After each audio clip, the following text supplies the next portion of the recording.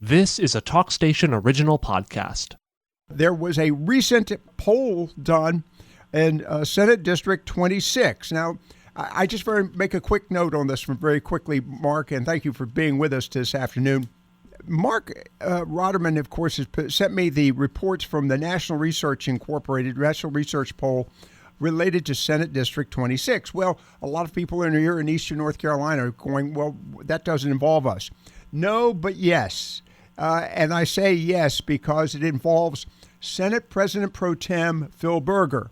And I just want to remind the audience, Phil Berger is the one that was behind the now infamous shrimp trawl ban, or as they're now calling it, Mark, shrimp gate. I'm so tired of the term gate being added to anything, but be that as it is, I think this is an important story. So, Mark, thanks for sending this to me. What exactly? I'm looking at this report. Well, let me just say, okay, Yeah. the reason for this. I'm going.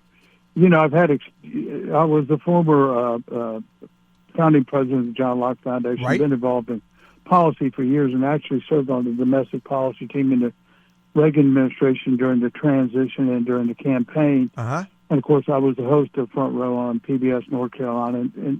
But I commissioned this poll, and I'm going to be doing a series of polls throughout the electoral cycle. Wow. Whether it's on policy down at the General Assembly, decriminalizing marijuana, whatever it is, or key races like Michael Whatley versus Cooper, we're going to be polling on that. Mm-hmm.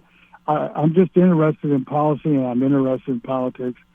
So I'm kind of kickstarting this with the poll of Senator Berger versus Sheriff Page in Senate District 26. And a couple of things that strike me is this is a very close contest with a slight lead by Sheriff Page. Our poll found that Page had a 46% favorable, 23% unfavorable, while Berger's numbers were underwater. He has a 38% favorable and a 41% unfavorable. Right. But what's really key on this, when you look at it, is one issue that really stands out is casino gambling. Only 13% of the electorate in that district on casino gambling. And I think that's culturally correct because it's very evangelical district, and it's culturally people are just against gambling in general and have rejected that. And there's been even a lot of town halls on that and at some of the other gathering places, and it's just not a Republican Democratic issue. But what I think is more important when you go to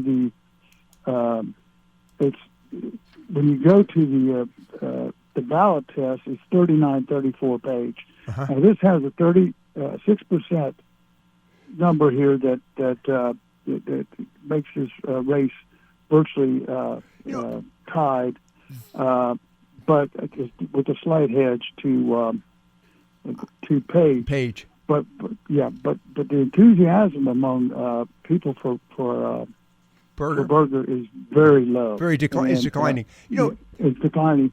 So this has when you really look at this poll, which I've sent to you, this afternoon, they'd say that 43%. Again, coming back, one thing I'd like to make, and I'm sorry to say to get back to this, but President Trump's endorsement hasn't really had an effect in this race. I know, and the reason that is because when he's on the ticket, it works, and it works down ballot. But when he's not on the ticket, sometimes it doesn't translate. Mark Rotterman's with us this afternoon. We're not going to belabor this conversation much today because I'm going to give some time for me to sort of look into this. This is just crossed my desk a few moments ago, and I want to thank Mark for sending it to me. But Mark, two observations. Number one, the fact that Senator Berger is 23-year, I think, incumbent, roughly 23 or thereabouts, incumbent, and serving his district, and yet he's not doing all that well on the favorables. And the other aspect, and you mentioned a moment ago, the Trump endorsement, but the other aspect of this, and I'm looking forward to talking to you about this at greater length, is the fact that suddenly gambling is taking on an even shadier aspect, particularly in the area of college sports. So I'm looking forward to talking to you about this later this week. Well, one thing to mention to you is, to date, the Super PAC helping Senator Berger has spent $3 million. $3 million. Wow. And they haven't moved the needle virtually at all.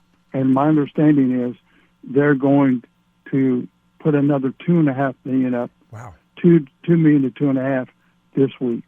Oh, so this is a pretty much $5 million primary in North Carolina for one state Senate race. And that's because all the special interests and all the lobbyists and all the big companies are giving money to Senator Berger's Super PAC.